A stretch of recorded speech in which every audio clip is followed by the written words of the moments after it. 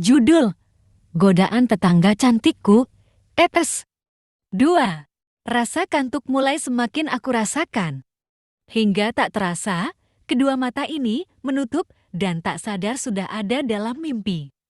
Bruk! Pintu terdengar dibuka dengan begitu keras, membuat aku tentulah kaget. Mas Anwar menggeliat.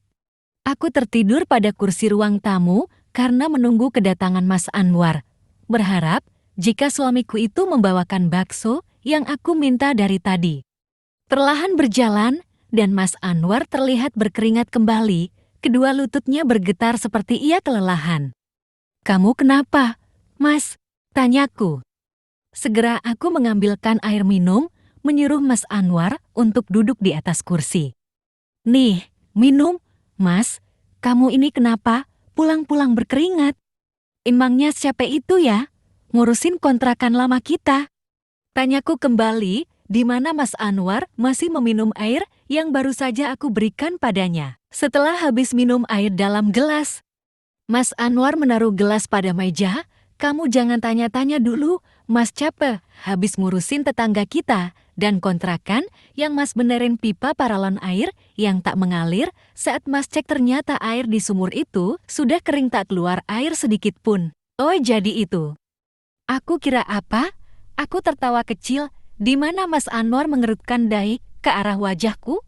"Memangnya kamu mikirin apa?" "Wah enggak Mas, hanya pikiran negatif saja."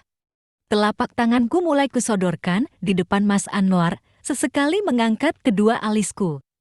"Mas, apa? Mana uang kontrakannya?" Seperti keinginanku tadi, meminta uang kontrakan kepada Mas Anwar. "Nggak ada." Jawaban suamiku begitu cetus. Ia berdiri, membuka baju sambil mengelap-ngelap keringatnya. "Nih," Mas Anwar melemparkan baju dengan bau keringat yang menguap, membuat aku ingin mengeluarkan isi perutku. Lelaki bermata sipit itu berjalan pergi menuju kamar mandi setelah melemparkan baju penuh keringat padaku.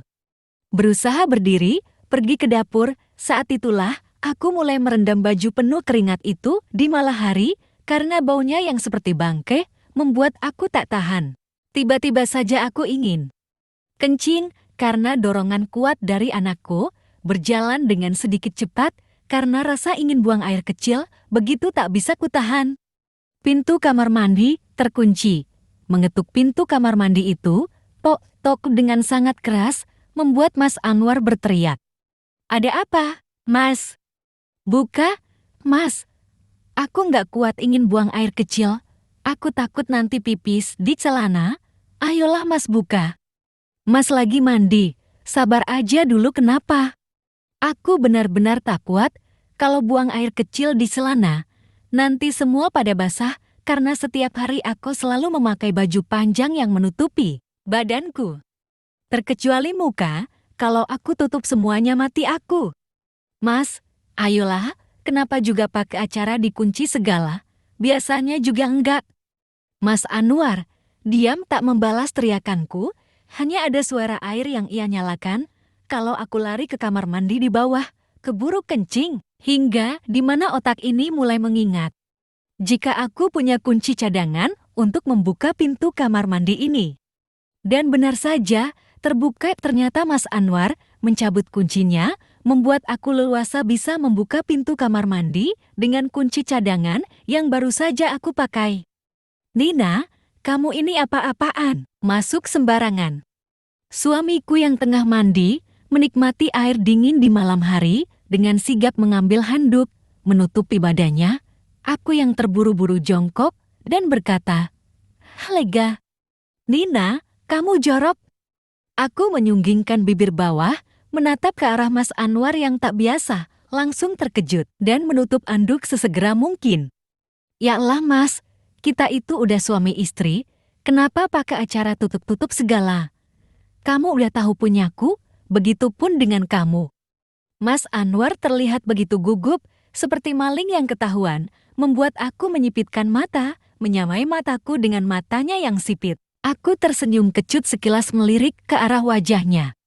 Mas Anwar tetap saja dengan rasa takutnya, ia menutupi badan dengan handuk.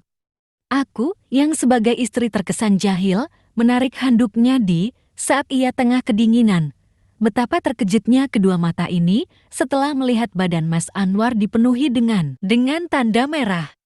Mas Anwar menutup tubuhnya dengan kedua tangan, membuat aku menarik tangannya seketika.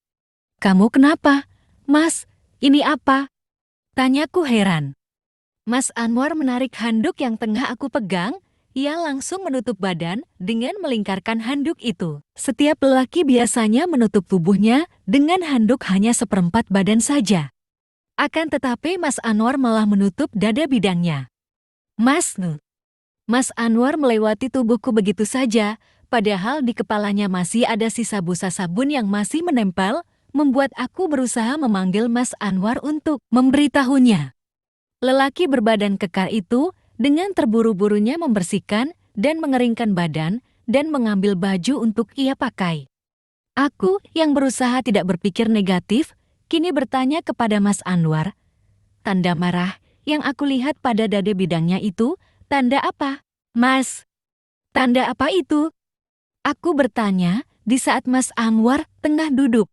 "Ini aku alergi makanan. Kamu tahu kan, kemarin kamu masakin aku kerang." Jawabannya dengan santai. "Tapi, Mas, itu tanda merahnya kayak kamu habis dicumbu," jelasku pada Mas Anwar. Selesai, lanjut episode 02.